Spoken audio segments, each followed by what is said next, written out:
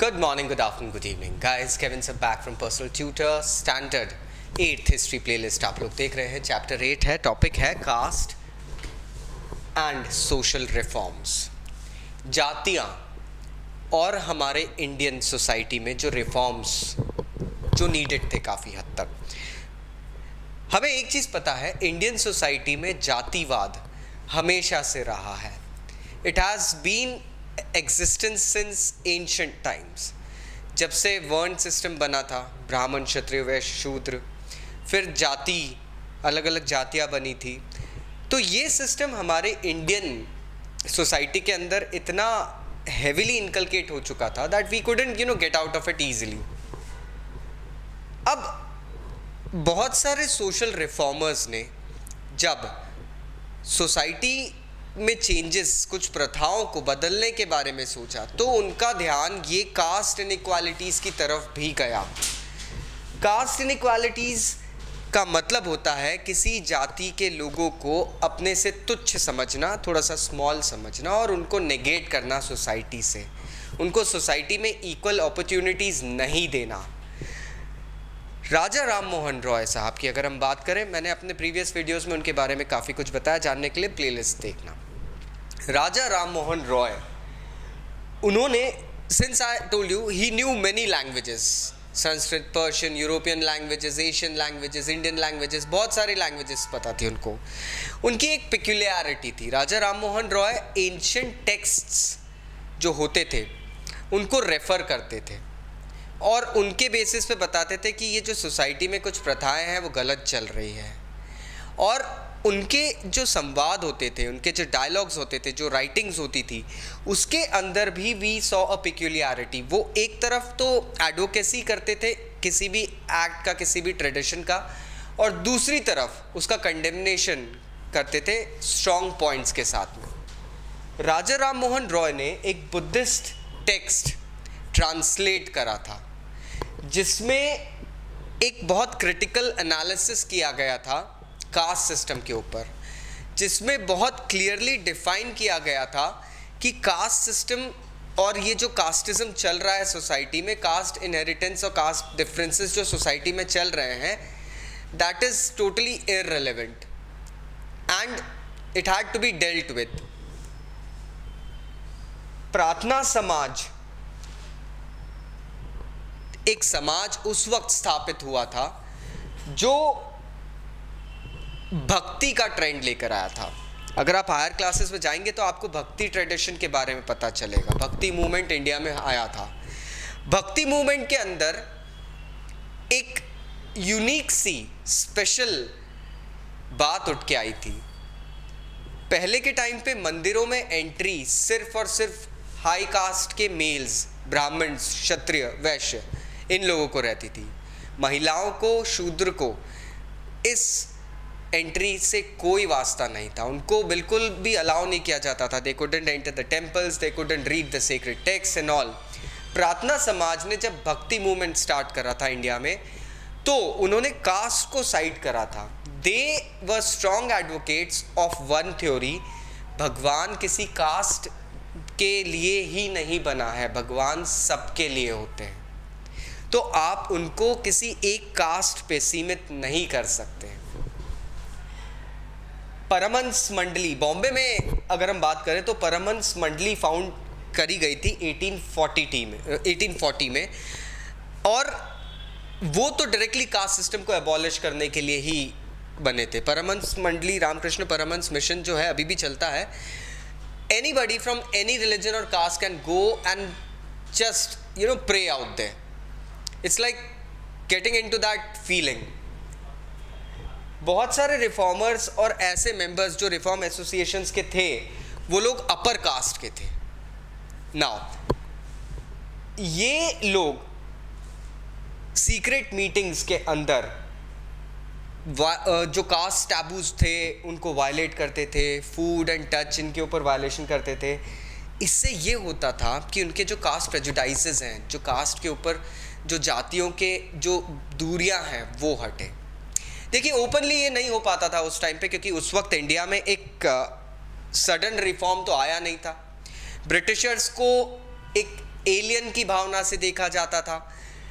Indian reformers का भी काफ़ी ज़्यादा बहिष्कार हो रहा था। They were being boycotted by the rudimentary traditionalists, जिनको हम कह सकते हैं, जो कि लिबरल धर्म से जुड़े हुए लोग थे, बिल्कुल कट्टरवादी थे।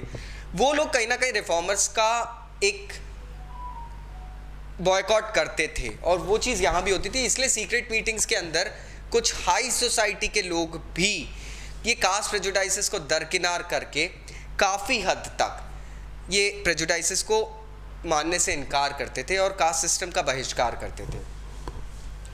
कुछ और लोग भी थे जो डायरेक्टली ये कास्ट इनजस्टिस को क्वेश्चन करने लगे। जैसे जैसे वक्त बदलता गया, हमें पता है 19th सेंचुरी के मिड में क्रिश्चियन मिशनरीज इंडिया में स्कूल सेटअप करने लग गए थे। Once Christian missionaries started setting up schools for tribals and so called lower caste, humble caste word is a better word right now, lower caste word use किया गया है। इन लोगों ने, क्रिश्चियन मिशनरीज ने ट्राइबल और लोअर कास्ट के लोगों के लिए, हम्बर कास्ट के लोगों के लिए स्कूल सेटअप करना शुरू करे। वहाँ पर बच्चों को रिसोर्सेज दिए जाते थे, उनको इन्फॉर्मेशन दी जाती थी, एजुकेट किया जाता था, so that they can change their worlds, they can change their lives at least. और उसी टाइम पे एक और चेंज भी इंडिया में चल रहा था। हमें पता है, आपने प्रीवियस चैप्टर में पढ़ा है कि इंडिया में इंडस्ट्रियलाइजेशन शुरू हो चुका था, फैक्ट्रीज वगैरह शहरों में खुलने लगी थी।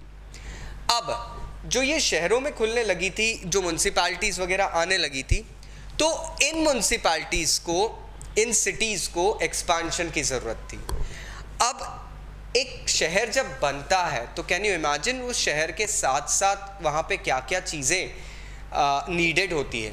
You need labour, you need to make roads, you need to dig sewers, sewerage होता है, pipelines, electricity poles, many things, houses. इसके लिए जो रिसोर्स है वो कहाँ से आता है, जो मैन पावर है वो कहाँ से आता है। अब गांव से लोगों ने रुख करना शुरू करा शहरों की तरफ। शहरों की तरफ गांव से आने लगे लोग एक बेटर काम की तलाश में, एक अर्निंग, लिविंग की तलाश में। माइंडेड ये वो लोग होते थे जो लोअर कास्ट के थे, लेकिन शहरों के अंदर इतने कास्ट प्रेजुडाइसेस नहीं थे। शहरों के अंदर वो कंडीशन नहीं थी। शहरों में एक बस के अंदर एक हाई कास्ट का, एक लो कास्ट का, दोनों इंसान साथ में सीट शेयर करके चलते थे, क्योंकि शहरों में वो सिस्टम इतना प्रगाढ़ चल नहीं पा रहा था ना, कि अगर आपको कास्ट सिस्टम में बिलीव है तो go back to your village. तो इसलिए एक बात ये भी थी कि ये जो हम्बल कास्ट के जो लोग थे, they started moving to cities. इससे दो चीज़ें हो रही थी, एक उनकी लाइफस्टाइल बेटर होती थी, दूसरा उनका कहीं ना कहीं एक ये कास्ट सिस्टम से पीछा छूट रहा था। जो हम लोगों ने जो छाप लगा के रखी थी उनके ऊपर लोअर कास्ट के होने की, वो छाप हट रही थी। ऐसा नहीं है कि लोग सिर्फ और सिर्फ गांव से शहर की तरफ जा रहे थे, लोग अब दूर दूर जाने लगे थे। ब्रिटिशर्स के टाइम पे people had started travelling as labourers as far as to Mauritius. अगर आप फिगर 9 देखेंगे तो ये कुली शिप है। This was the famous ship that used to take labourers from India to Mauritius. वहाँ पे प्लांटेशंस वगैरह में काम करने के लिए, वहाँ पे they did work in many forms, either working as plantation worker और हाउस होल्ड थिंग्स और एनीथिंग। माइंड इट, ये सब लोग लो कास्ट के होते थे, लेकिन वहाँ जाके हम जो देखते थे उनकी लाइफस्टाइल बहुत ज़्यादा बदल जाती थी। और ये एक तरीके से उनकी मुक्ति थी कि गांव में वो लोग किस तरीके से लैंड ओनर्स के वरात का शिकार बन रहे हैं, लोगों के प्रेजुडाइसेस झेल रहे हैं, वो सब चीज़ें ख़त्म हो जाती थी। अब there is a source based question, who could produce shoes. In figure 10 you can see Madiga tribe के लोग हैं। मदिगा ट्राइब के जो लोग थे ये आंध्र प्रदेश को बिलोंग करते हैं। They were experts in leather tanning. Leather tanning क्या होता है? व्हेन एन एनिमल डाइज, उसकी स्किन को निकाल के, उसको क्लीन करके, उसको ब्रश करके, धो के, सुखा के, उसको रेडी करना टू मेक लेदर प्रोडक्ट्स। अब चूंकि ये काम काफ़ी ग्रॉस लगता है तो हाई सोसाइटी वाले काम करते नहीं थे, लो कास्ट वाले काम करते थे। Madiga was one such tribe and one such caste, and it was actually expert in preparing shoes and sandals. जब वर्ल्ड वॉर 1 हुआ था तब इत्तेफाकन शूज़ की डिमांड, सारी वॉर्स में शूज़ की डिमांड्स बढ़ जाती है. अब शू बनाने का काम कौन करता था? मदी का.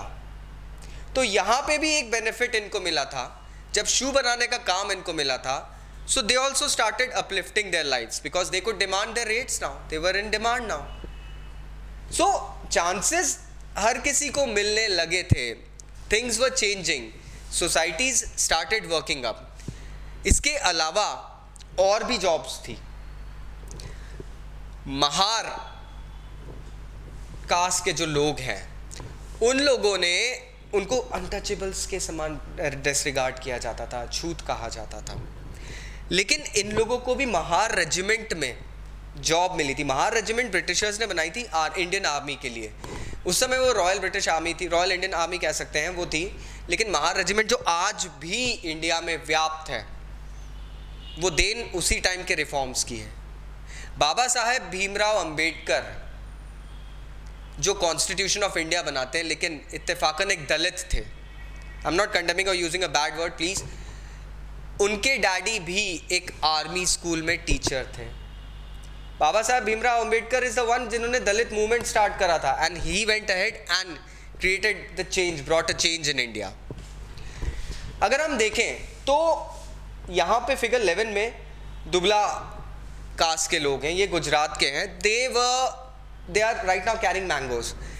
दुबला कास्ट के लोग फेमस थे to work as household like labour in the houses of land owners and all. ये लोग पेजेंट्स के यहाँ भी काफ़ी काम करते थे. जो छोटे मोटे जितने भी काम होते थे, they used to do that. अब सेकेंड हाफ 19th सेंचुरी का आता है. काफ़ी सारे लोग इस कास्ट सिस्टम से निजात पाना अच्छा समझ रहे थे. अब सिर्फ हाई सोसाइटी के लोग नहीं, अब लो कास्ट के लोग भी कुछ ऐसे रिफॉर्मर्स बनने लग गए थे. नाउ व्हाट हैपेंड वाज, काफ़ी सारे non Brahmins started raising their voices regarding the discrimination. उनको लगने लगा कि ये जो डिस्क्रिमिनेशन हो रहा है, ये चेंज लाना ज़रूरी है, क्योंकि कास्ट सिस्टम अब सफोकेटिंग हो रहा है. और कहते हैं ना, जब कोई सी भी चीज़, कोई से भी धर्म की कोई सी भी प्रैक्टिस आपको जब घुटन देती है ना, तो लोग उससे पीछा छुड़ाना पसंद करते हैं. यहाँ भी वही चीज़ होने लगी थी. सतनामी मूवमेंट शुरू हुआ था सेंट्रल इंडिया में. ये घासीदास, गुरु घासीदास थे, जो कि लेदर वर्कर्स के बीच काम करते थे. इन्होंने सतनामी मूवमेंट शुरू करा था, जिससे कि सोशल स्टेटस लेदर वर्कर्स का थोड़ा सा चेंज हो. सेम चीज़ बंगाल में आती है, ईस्टर्न बंगाल में, क्योंकि वेस्ट बंगाल तो लाइक काफ़ी अलग बात हो गई थी. ईस्ट बंगाल की अगर हम बात करें, हरिदास ठाकुर मतुआ सेक्ट, एक हरिदास ठाकुर का एक मतुआ सेक्ट हुआ करता था, एक ग्रुप था. ये लोग चांडाल कल्टिवेटर्स के बीच में काम करते थे. चांडाल, अगर आप एंशिएंट हिस्ट्री देखें तो उन लोगों को कहा जाता था जो लोग जंगलों में वास करते थे. उनको शहरों के अंदर रहना अलाउड नहीं था. जब ये 4 वर्ण सिस्टम बने थे, ब्राह्मण, क्षत्रिय, वैश्य, शूद्र, तो Chandals were suppose to be the ones जो कि डेड बॉडीज़ उठाएंगे, मरे हुए जानवर उठाएंगे, गंदगी साफ़ करेंगे. उनको दिन में शहर से निकलना अलाउड नहीं था. रातों में भी अगर निकलना है तो क्लैप करके निकलना रहेगा, ताकि लोगों को समझ में आ जाए चांडाल आ रहा है, छिप जाए. उसको देख लिया तो आप भ्रष्ट हो जाओगे. आयरॉनिक. हरिदास ने ब्राह्मणिकल टेक्स्ट से सीधा सीधा क्वेश्चन करा कि ये कास्ट सिस्टम आप लोगों ने कहाँ से इनकलकेट करा, कौन से भगवान ने बोला कि कास्ट सिस्टम बनाओ. और आज की डेट में केरला की अगर हम बात करें तो वहाँ पर एक गुरु थे इजावा से, जिनका नाम था नारायण गुरु. If you can C, this is the picture. इन्होंने कहा था कि यूनिटी अगर रखना है और लोगों को अगर आप डिवाइड कर रहे हो कास्ट के बेसिस पे, तो देश कभी एक नहीं हो पाएगा. एकता कभी भी कास्ट बेसिस पे जिंदा नहीं रहेगी. आपको कास्ट सिस्टम को थोड़ा दरकिनार करना ही पड़ेगा, तब जाके आप एक नेशनल इंटीग्रिटी फॉर्म कर पाओगे. इनका एक फेमस स्टेटमेंट था, ओरु जाति ओरु मातम ओरु देवम मनुष्यनु. That means one caste, one religion, one god for mankind. ये ऐसे सब सेक्ट्स और ये जितने भी ऑर्गेनाइजेशंस बने थे ना, ये अधिकतर उन लोगों ने बनाए थे जो कि नॉन ब्राह्मण कास्ट को बिलोंग करते थे और नॉन ब्राह्मणिकल लोगों के बीच में काम करते थे। इनको ये हैबिट्स चेंज करने की इसलिए ज़रूरत पड़ी क्योंकि इनको समझ में आ गया था कि ये डोमिनेंट क्लास जो है ना कहीं अपनी मर्जी ज़्यादा चला रहा है और लो क्लास वाले लोग ह्यूमिलिएट हो रहे हैं। इन्होंने एक लो क्लास वाले लोगों को सेल्फ एस्टीम की फीलिंग देना चाहिए जिससे कि एक चेंज आ जाए लोगों के अंदर, उनके अंदर एटलीस्ट रिस्पेक्ट आए कि भैया हम भी इंसान हैं। नहीं तो trust me guys, Indian caste system में एक बहुत फेमस बात थी, एक इंसान को ये फील करवाने में कि they are not at all equal और ह्यूमन। ये कास्ट सिस्टम कोई कमी नहीं छोड़ता था, सच में कोई नहीं। Thank God we live in a new world right now and at least ये कास्ट सिस्टम अब हमारे जहन में नहीं है। I hope now you got the crux. फिर भी अगर कोई डाउट है तो नीचे कमेंट बॉक्स में कमेंट जरूर करना। I will be going ahead and replying back. Thank you very much, take care, bye bye.